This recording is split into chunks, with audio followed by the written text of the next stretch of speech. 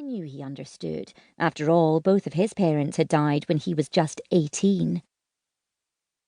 I know. Rory took my hand in his. When you're ready, then, will you? I met his gaze. Even though the past year had been scary, I loved Rory and Harry, and the thought of life without them was terrifying. I didn't want to lose them.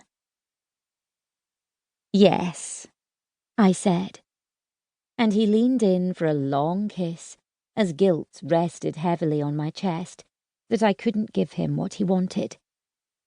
Not yet. Chapter 1.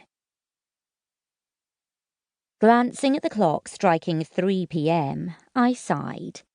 Despite getting up an hour earlier than usual at 5 a.m. in the chilly darkness of a December morning to try to get everything done, we were still running late for the wedding. "Please let me put your shoes on," I pleaded with Harry, kneeling on the floor in my long red silk dress as my son kicked his legs stubbornly out of my reach. "Why are you making this so difficult?" Problems? My dad came into the living room then, dressed smartly in his grey suit, his grey hair combed neatly. He was ready at least. "Oh no, we're fine," I said, through gritted teeth, as I tried to hold Harry's leg still. "It's just that wearing shoes isn't something we want to do today." I tried to smile at my dad, but frustration rose up inside. As Harry kicked his feet again. He was wearing a kilt in the Fraser clan colours and looked adorably handsome in it with his tuft of auburn hair. He would be 2 years old next month, and I hoped that the terrible twos weren't rearing their head already. "Heather!" Rory, my boyfriend, called out then, opening the front door.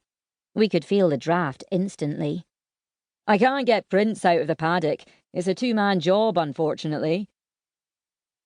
"I've got my hands full here," I snapped back, my patience evaporating.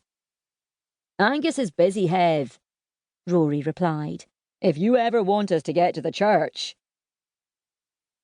I closed my eyes for a moment. Sometimes it felt like I was constantly holding back a scream. "Let me do those shoes," my dad said quickly, scooting down beside me. "You go and help Rory, and then we'll get going." He added gently, "And don't worry, we have plenty of time." Even though it was a lie, I appreciated the attempt to stop me from worrying.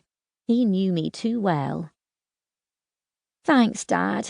Thank God you're here," I said, standing up. "Fine, I'm coming," I called back to Rory.